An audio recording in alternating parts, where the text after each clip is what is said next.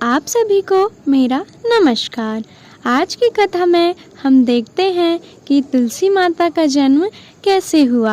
आप सभी को कार्तिक मास की ढेर सारी शुभकामनाएं। कार्तिक मास का हिंदू धर्म में विशेष महत्व है और यह मास भगवान श्री विष्णु और उनकी प्रिय तुलसी माता को समर्पित होता है।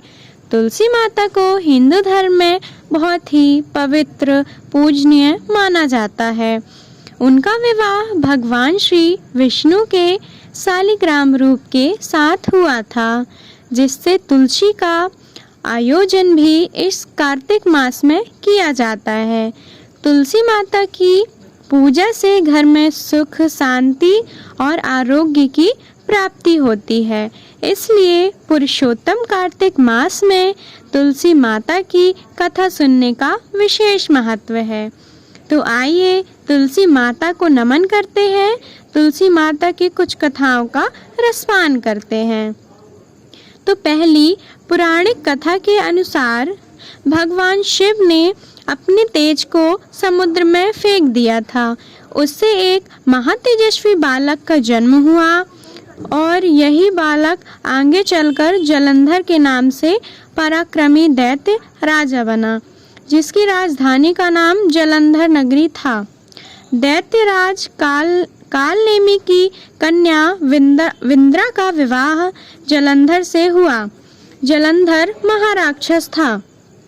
अपनी सत्ता व शक्ति के माध्यम में चूर उसने माता लक्ष्मी जी को पाने की कामना से युद्ध किया, परंतु समुद्र से ही उत्पन्न होने के कारण माता लक्ष्मी ने उसे अपने भाई के रूप में स्वीकार किया। वहां से पराजित होकर वह देवी पार्वती को पाने की इच्छा से कैलाश पर्वत गया।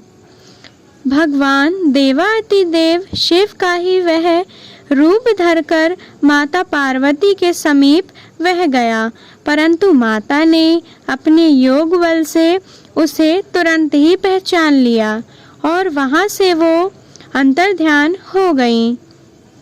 देवी पार्वती ने क्रोधित होकर सारा वृत्तांत भगवान विष्णु को सुनाया। जलंधर की पत्नी वृंदा अत्यंत प्रतिव्रत स्त्री थी। उसी के पतिव्रत धर्म की शक्ति से जलंधर ना तो मारा जाता ना ही पराजित होता।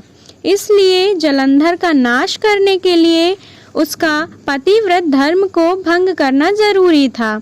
इसी कारण भगवान विष्णु एक ऋषि का वेश धर के वन में जा पहुँचे, जहाँ पर वृंदा अकेली भ्रमण कर रही थी। भगवान के साथ दो मायावी राक्षस भी थे।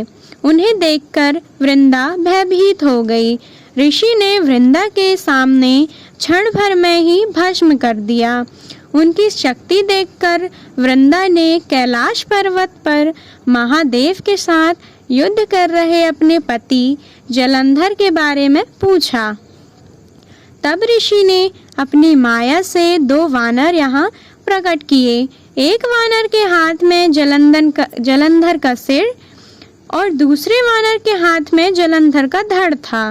अपने पति की यह दशा देखकर वृंदा तो मूर्छित होकर गिर पड़ी।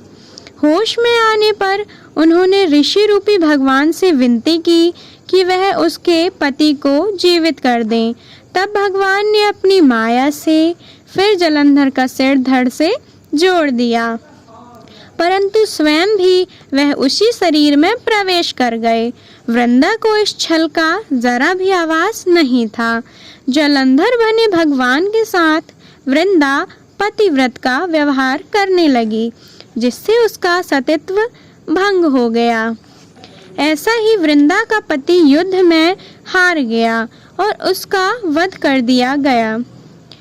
इस सारी लीला का जब वृंदा को पता चला तो उन्होंने क्रोधित होकर भगवान विष्णु को शिला होने का श्राप दे डाला और स्वयं भी सती हो गईं।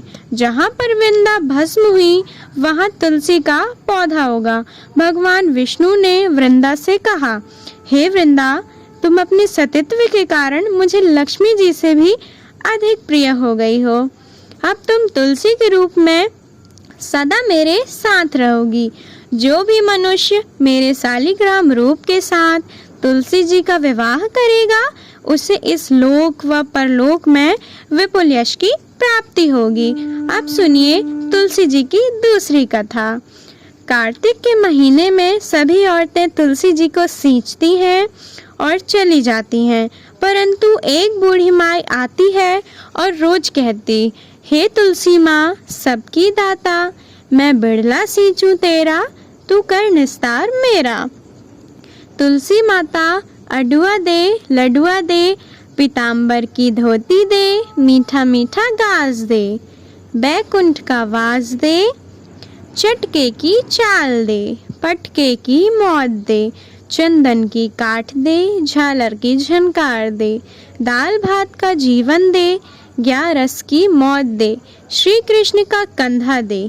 तुलसी माता से ऐसा कहने के बाद वह बुढ़िया चली जाती। धीरे धीरे तुलसी जी सूखने लगीं। एक दिन भगवान श्री कृष्ण ने तुलसी जी से पूछा, तुलसी तुम क्यों सूख रही हो? तुम्हारे पास तो इतनी औरतें आती हैं, तुम्हें मीठा मीठा भोग लगाती हैं, तुम्हें शीतल जल से सींचती हैं। तब तुलसी माता ने कहा, एक बूढ़ी माई रोज आती है और इस तरह की बात कहकर जाती है। मैं सब तो ले आऊंगी, पर कृष्ण का कंधा कहाँ से लाऊंगी? भगवान श्री कृष्ण बोले, वो मरेगी तो कंधा देने मैं जाऊंगा। फिर कुछ दिनों बाद वह बूढ़ी माई मर गई। सारे गांव वाले इकट्ठा हुए और बूढ़ी माई को अर्थी पर रखकर ले जाने लगे। अर्थी तो इतनी भारी हो गई कि वह किसी से नहीं उठी।